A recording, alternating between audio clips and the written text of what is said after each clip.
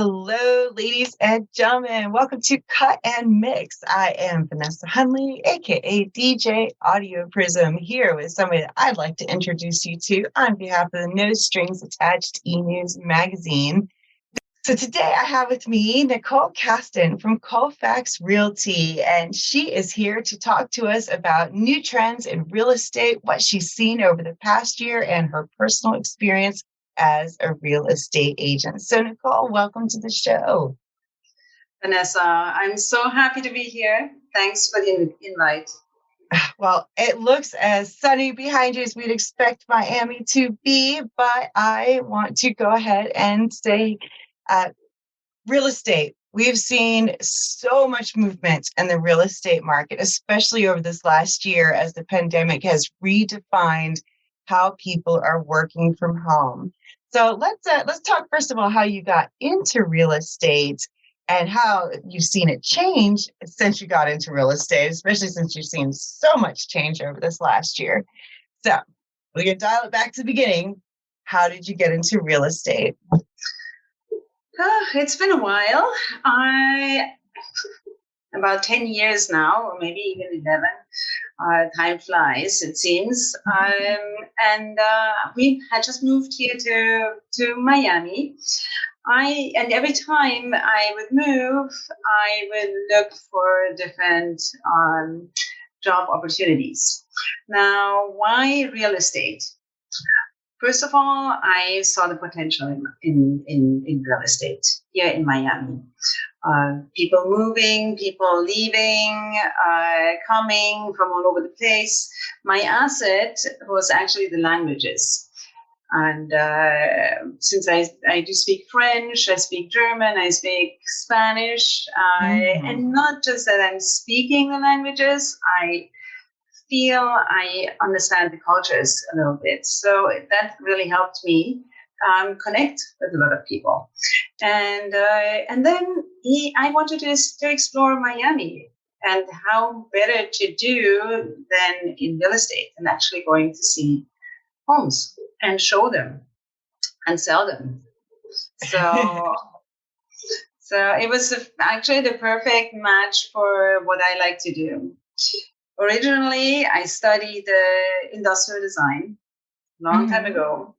And I had thought that I could take that with me to all parts of the world and work in industrial design, in the industrial design field, but that was not the case. Many times I thought if you have studied it in English, there's no problem finding a job in France, for instance, but that was not the case. So that made me somehow look for opportunities to find work for myself. And I had a flower business. I imported flowers in France, and again. But for me, what's the most important is always connect with people. Yeah. I love meeting new people. I love connecting with people, and hear their stories. So I think real estate is just taking it a step further. So one of the wonderful things about real estate is you really get to see and a lot of what people are looking for as they're making their moves into life. And obviously we've seen a lot of uprooting in terms of how people are living their life and how they're relocating and such. When you first got into real estate, which was a little over 10 years ago, we were just coming out of the recession back then, the late 2000s recession. How was the real estate market for you when you got into it initially? Actually, for me, it was okay, but simply because I worked with a broker who just passed on leads to me, rental leads. So basically, I closed one rental after the other. Probably 30 the first year, which is very unusual. I I wanted to make it work. I wanted to get the experience. It was like being out in a field, looking at everything, knowing every building, showing as much as possible. Because when you take classes, real estate classes, doesn't mean that you know your field. You don't know the buildings. You don't know how it works. So I got a lot of footwork done right then and there. A lot of practice. Until my broker said, Nicole, it's time to sell. And I started selling, which is actually the same amount of work than renting. Just much more lucrative, I have to say. I would say, I bet the returns are a lot better on that. Yeah, the returns. Not to underestimate on rentals, because many times you want to, that's the first. People move to Miami, they rent first, then, you create the relationship, then they want to buy eventually. And so you create those relationships over long periods of times. And you get, as you mentioned, you get to know people more. They rent first, then they create a family maybe, and they need a bigger place, and I have kids, and I want to be in a school district, in a certain school district, and this and that. So yes, you get to know people better, and they become family and friends with them. So your primary focus is residential real estate, right? Yes. Okay. Do you do anything with commercial real estate? If I'm asked, I would. I can. Okay.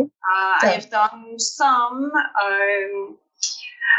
It's not that I can't, but you really have to. You have to know what's available, and you don't necessarily. It's almost like a different field. Oh, so absolutely. It's better if you focus on one or the other. Yeah. So at this current state, you're more of like a connector with bringing people to properties versus bringing properties to people. So how do your clients find you when they're coming to look for a property besides your website? I mean, you have a lot of personal connections. Do you get a lot of referrals from other agents, or have you looked at building your business through over the last 10 or 11 years? Basically, through my website, through leads, I have like lead generation systems in place. Sometimes through Zillow, become a Zillow agent, and then connections. The very best, of course, connections. It means it's your sphere of influence, and the more outgoing you are, the easier it works. Believe it or not, I met a lot of people just walking my dog. Know your neighbors. Yeah, they're my neighbors. They want to sell. They want to buy something bigger. They want to downgrade. Yes, it's funny, and I like to create that connection. It's more natural than just making cold calls, but that's sometimes what you do when people come into your site. Yeah, of course, you don't know who they are, and you call them up and you create a connection. Yeah. Now you're in Miami, which I imagine isn't a city that people are exactly looking to flee per se. Because over the last year with the pandemic, one thing that we hear of is with the new flexibility to work from home and people being able to relocate easier, that you see a lot of exodus from different cities as they try to go out and get bigger homes in the more suburban areas. Have you seen that kind of trend in Miami, or do you see more people coming into Miami, or is it about the same? Oh, no. You go out and you ask people, where where are you from? How long have you been here in Miami? Oh, like 6 months, a year. We moved here from New York. We moved here from LA, from San Francisco, from Boston, from Chicago. Why? Because Miami just has the climate where all year round you can have restaurants open. Yes. Which makes a huge difference. You have outdoor activities that you can still do, even with the social distancing. You have your mask, you have your hand sanitizer, but the climate just helps you live your life a little freer here than in other places where you have total shutdown. So you're seeing more people coming into Miami. And so there are many, many, many people coming to Miami, especially as well, because you can work from home. They say, well, I work for a company in LA, but I can do it from here. It's cheaper here. Rents are cheaper here, even though they have been skyrocketing. Then as you can imagine, with everybody moving in, the rents are going up, and for the locals, it's a little bit crazy because locals working here, they feel that Miami has become quite expensive. Of course, you little by little you raise the bar for everything, Right. With more people coming here, there are more businesses open, there are more restaurants, there are more jobs. Everything is really booming here right now. And it's just getting more and more exciting. I love Miami for that. Because, so go ahead. Just because everybody loves it here too. And they initially maybe let me find my way around, and definitely people are driving crazy here, but it's much calmer up north, but that's it's international. We have a lot of people in South America. We have a lot of people from Europe as well. And it's a very nice cultural mix. So, well, you did mention the word international. So I do know that you've, on occasion, had real estate dealings around the world. Tell us about some of the properties you worked with outside of the U.S. Oh, I had this beautiful castle listed in France. It's still available if anybody is interested. It's with the travel restrictions. It's a little bit more complicated to actually go and see if you are not in France directly. So we are still working on it, and we are hoping to find a buyer. It's beautiful, very well maintained, all updated. So it's fully functional. Here there are a lot of castles, to say, available in France, but they are not all functional. So you can live there during the summer. The rooms are not all updated. The winter, the heat, they are not necessarily heated. So not livable in the winter, only, some parts of it. So this castle is fully updated, has beautiful surroundings, a horse stable, has tennis court, is close to some of the finest wineries, if you're a wine lover. Of course. And then, And you're close. You take the train, and you're in an hour. You're in an hour and a half. You're in Paris. You're in Lyon.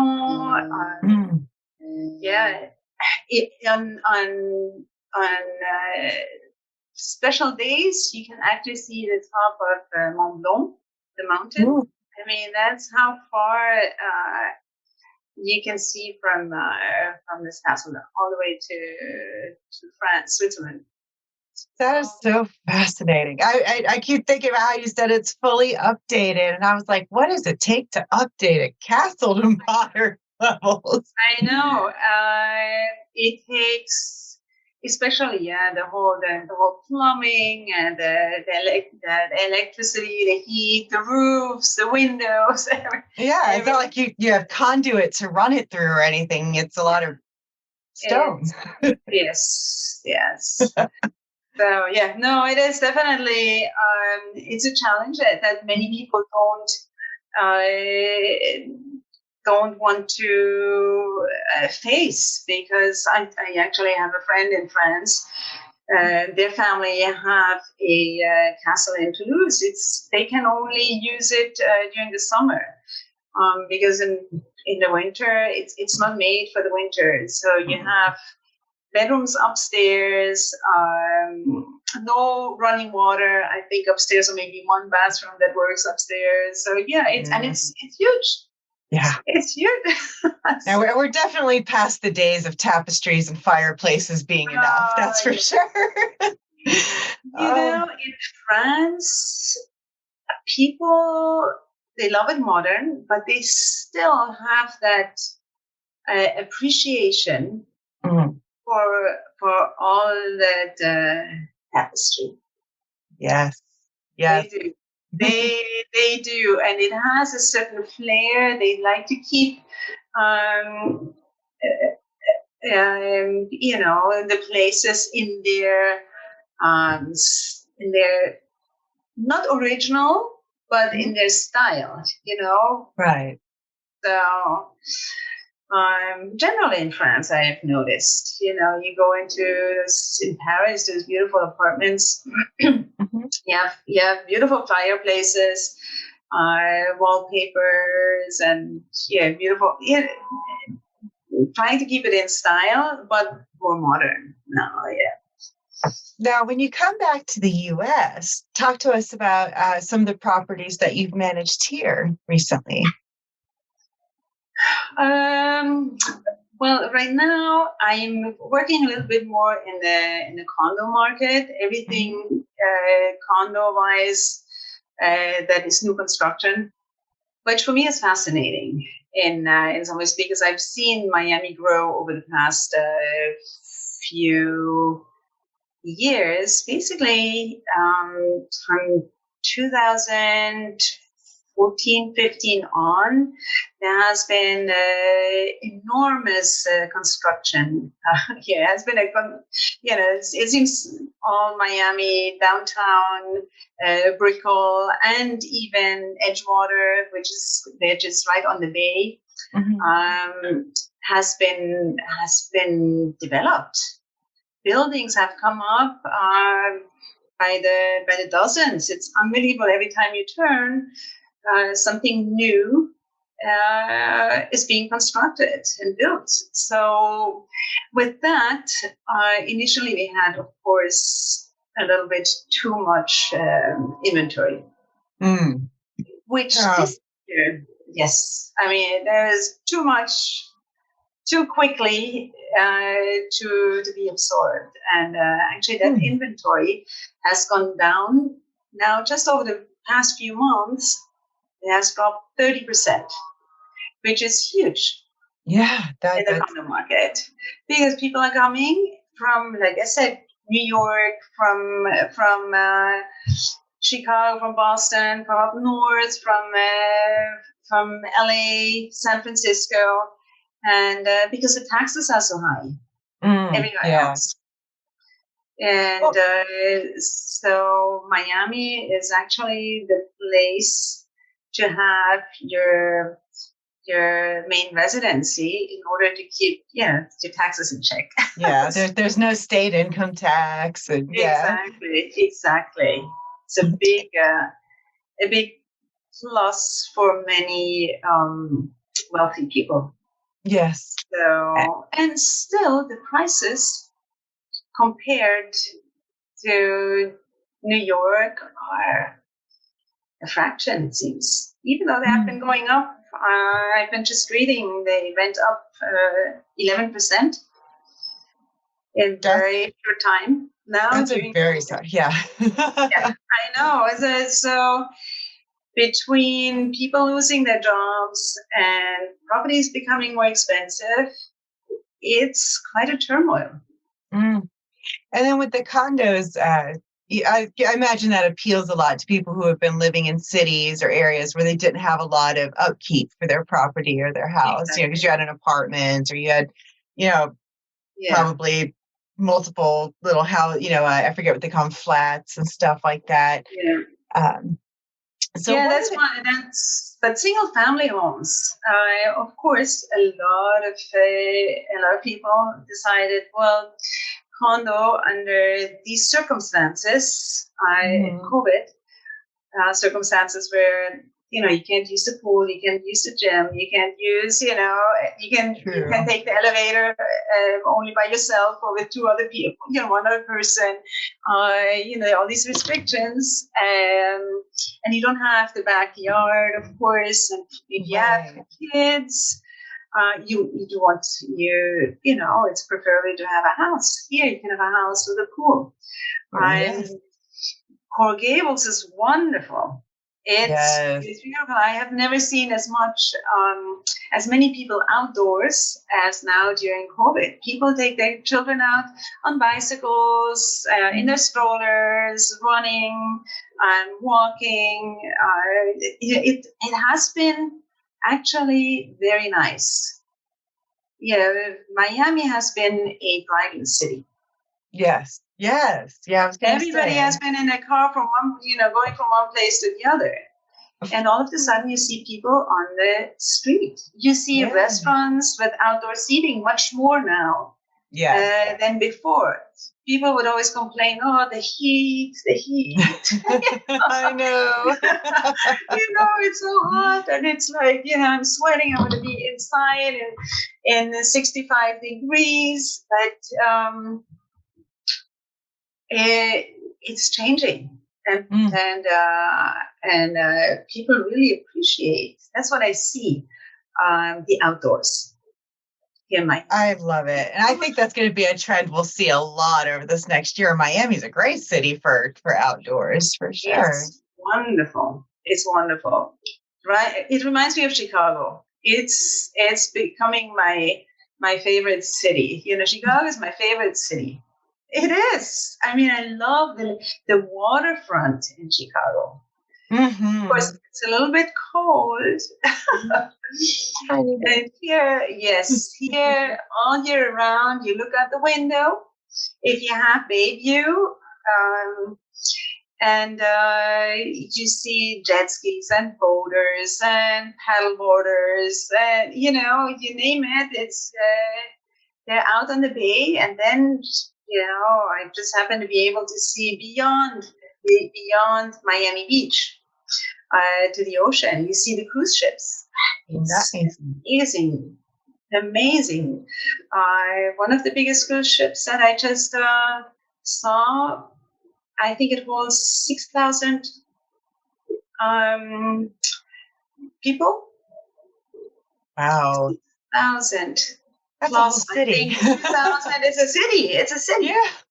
Plus like 2,000 or almost 3,000 employees on the ship that run everything. It's a city. Yes. And until you get close to one of those things, it's really hard to just think of the scale of one of those ships until you actually get close to one. And you see, you drive over to Miami Beach. You have that bridge going over to Miami Beach, and you see the cruise ships in the port. It's always fascinating. Miami is fascinating. I would say you've done a great job selling me on Miami. Yeah, you should come and visit. Exactly. I'm about to say I'm due back in Florida at some point soon. I need to get some of my vampiric glow off. So tell us where we can find you and where people can come and consult with you for buying some residential real estate property there in Miami.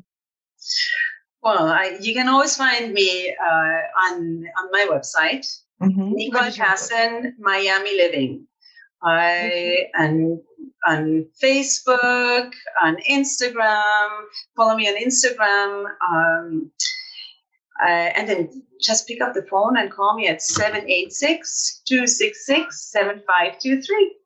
I'll be always there for you. Excellent. So there you guys have it. This is Nicole Kasten with Colfax Realty, based out of Miami, Florida. And if you don't want to live in Miami yet, feel free to give her a call, send her a message. She can finish the spiel and draw you further into her Miami-based web. Nicole, thank you so much for joining me today and talking to me about real estate and fun places to live and amazing things to do there. We look forward to seeing so much more from you with us here at No Strings Attached E-News. And I look forward to coming to Miami to check it out soon. Please do come visit me and be my guest. Love to have you. It was a pleasure speaking with you, Vanessa. Thank you so much for the opportunity.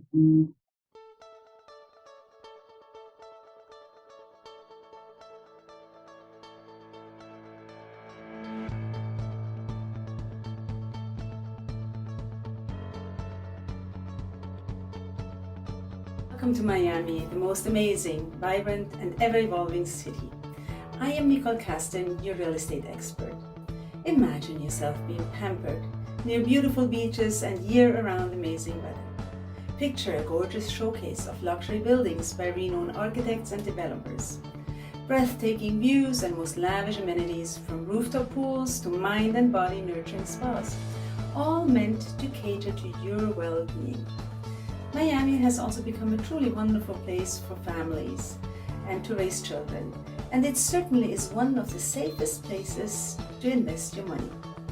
We are living a new normal, which allows you to work remotely. Why don't you come and discover all these wonderful things that Miami has to offer? No need to wait. Just log into NicoleKastenMiamiLiving.com and get started. Et oui, on peut se parler en français. Y también podemos hablar en español. Wir können uns auch auf Deutsch unterhalten und sogar auf Schweizerdeutsch. Feel free to pick up the phone anytime and I will be here to assist you every step of the way. See you soon!